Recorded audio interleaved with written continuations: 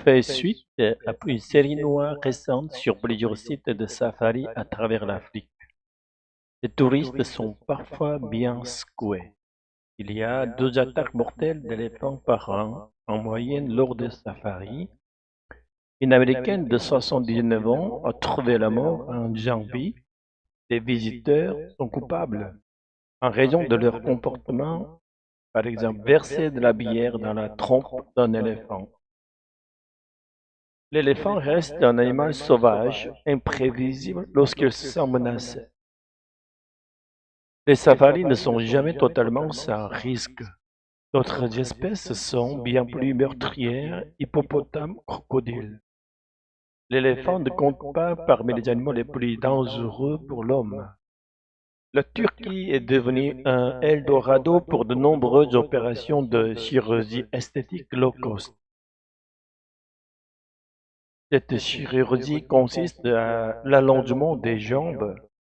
Manon m'amènerait à gagner 5 centimètres en quelques semaines. L'étudiante a eu recours à une chirurgie extrême. Elle explique que c'était un allongement osseux. Ça faisait depuis toujours que je me sentais mal dans mon corps.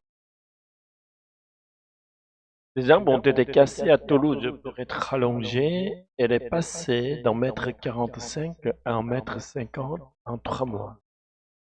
Cette croissance a été stoppée par une maladie génétique. Cette opération est réservée aux accidentés ou aux malades en France. Les patients du monde entier viennent s'y faire opérer contre 25 000 euros. Ambassa Nami ne supporte plus les regards posés sur son maître. Il espère se débarrasser de ce complexe et porter des vêtements cool. Il a emprunté de l'argent à ses parents pour atteindre son Graal, 1,70 m. Un interprète l'accompagne. Pendant l'opération, le chirurgien va casser les fémurs d'Ambassa Nami en essayant de ne pas atteindre ses muscles. Il va découper ses os avant d'y insérer une tige métallique. Un appareil est fixé sur chaque cuisse. La tige s'allonge d'un millimètre par jour et l'os se reforme. Le patient va pouvoir gagner 10 centimètres en 3 mois. Le docteur lui déconseille d'aller jusque-là pour éviter une disproportion. Le chirurgien publie une photo sur ses réseaux sociaux pour promouvoir sa pratique. Ambassa Niamey affirme que c'est la douleur la plus intense que j'ai jamais ressentie. Il va devoir vivre avec cette douleur pendant 3 mois. Il faut tout réapprendre lors des séances de kiné éprouvantes. Mais indique qu'après 6 mois, il va pouvoir marcher normalement. Pour courir, il lui faudra 1 an. Les garçons souffrent pour grandir, les filles le font pour perdre des centimètres. Le centre double son chiffre d'affaires chaque année. Le marché de la taille est en plein essor face à nos complexes. De nombreux Français souffrent de problèmes de dos. La taille joue un rôle. Dr Jimmy Mohamed répond aux questions les plus fréquentes. Il livre ses conseils pour apaiser la douleur. La taille a un impact sur nos problèmes de dos uniquement pour les personnes très grandes, au-delà d'1,90 m. Le mobilier urbain est conçu pour des personnes de taille moyenne. Les personnes très grandes vont devoir se pencher en avant.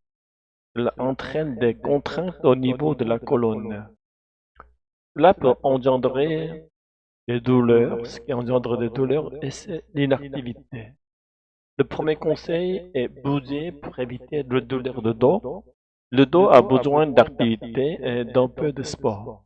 Il faut évaluer votre douleur avant de prendre des anti-inflammatoires. Le médicament peut aider à réduire la douleur de 7 à 4 sur 10. Lorsque vous êtes à 4, c'est le moment de vous mettre en mouvement et de faire de l'activité physique. L'activité physique est un antidouleur très puissant. Les réseaux sociaux vantent plusieurs remèdes, ballons, ceintures, t-shirts de maintien. Le ballon ne sert strictement à rien. Il faut se lever pour être soulagé. Les t-shirts maintien n'ont aucun intérêt pour redresser la colonne. Les ceintures lombaires peuvent aider sur prescription médicale pour accompagner le mouvement. Personne ne pourra soulager la douleur à la phase très aiguë. Si la douleur persiste, la recommandation est d'aller voir un kiné. Le kiné permet de faire des exercices de rééducation à la maison tous les jours. L'ostéo ou chiropracteur n'ont pas d'opposition à être consultés. Être écouté va soulager les douleurs. Le stress et l'anxiété jouent un rôle majeur dans les douleurs. Le corps et l'esprit faut soulager. À Marseille, c'est une nouvelle étape dans la restauration de Notre-Dame de la Garde. Un hélicoptère est venu déposer la couronne redorée. La couronne n'avait jamais quitté la Bonne Mère depuis 1870. C'est une mission délicate pour le pilote d'hélicoptère. Il faut déposer une caisse de 150 kg à 130 mètres d'altitude. La cargaison est inestimable, la couronne de la Vierge à l'enfant. Elle retrouve enfin la place qui lui est destinée. Pour le commun des mortels, pas question de manquer ce couronnement. Une femme lance, c'est impressionnant de le voir en vol stationnaire. L'émotion a été partagée par quelques Marseillais intimement liés à la Bonne Mère. Un homme partage: depuis que je suis né à Marseille, la Bonne Mère a toujours été importante. Ils avaient laissé la couronne aux mains de doreuses. Les doreuses sont affairées depuis 2 mois à lui redonner son éclat. Cyril d'Antony précise: pour la couronne, nous en sommes à 750 feuilles. Le couronnement est le point d'orgue d'un chantier de 2,8 millions d'euros. Marseillais comme touristes sont pressés d'en terminer. Une passante indique qu'on a hâte de la retrouver et de voir comment elle est belle maintenant. La Bonne Mère sera inaugurée le 8 décembre prochain, célébration de l'Immaculée Conception.